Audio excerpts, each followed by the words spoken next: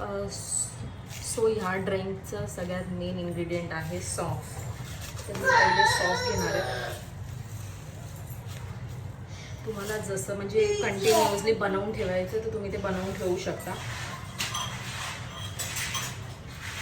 मग त्याचं चालू आहे.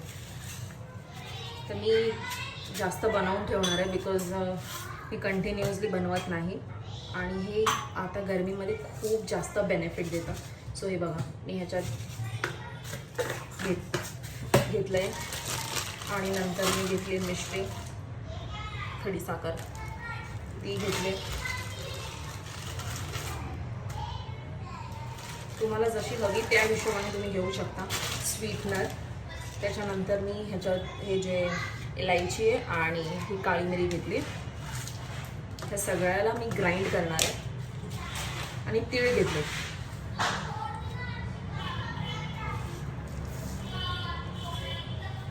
आणि ह्या सगळ्याला एकदम फाईन पावडर करून छानून त्याच्यानंतर मी त्याला एका डब्यामध्ये पॅक करून ठेवून देणार आहे. जेव्हा जेव्हा मी ते बनवेन ज्यूस तेव्हा मी ते त्याच्यामध्ये ॲड करणार आहे.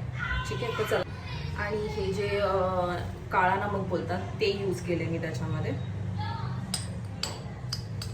स्वीटनर तर आहेच आणि त्याच्यामध्ये हे ॲड केलं तर काळं मीठ खूप चांगलं आहे शरीरासाठी.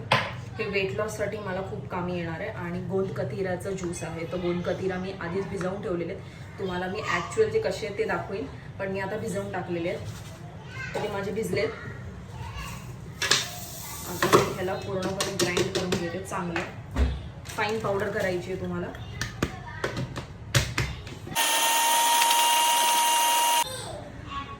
त्यानंतर ही जी मी पावडर बनवून ठेवलेली ती मी ह्याच्यात टाकणार आहे. तुम्हाला पाहिजे तशी हिशोबाने तुम्ही टाकू शकता. आणि ही मी स्टोर करून ठेवणार आहे. ह्याच्यामध्ये जर तुम्हाला पाहिजे ना तर तुम्ही त्याच्यात जलजिरा ॲड करू शकता. तर हे बघा हे मी रात्री असं भिजवून ठेवले होते. हे मी फक्त 4 ते 5 घेतलेले. तर हे एवढे हे झाले. हे ॲक्च्युली बॉडीसाठी खूप चांगलं आहे. तर आधी मी हे घेणार आहे.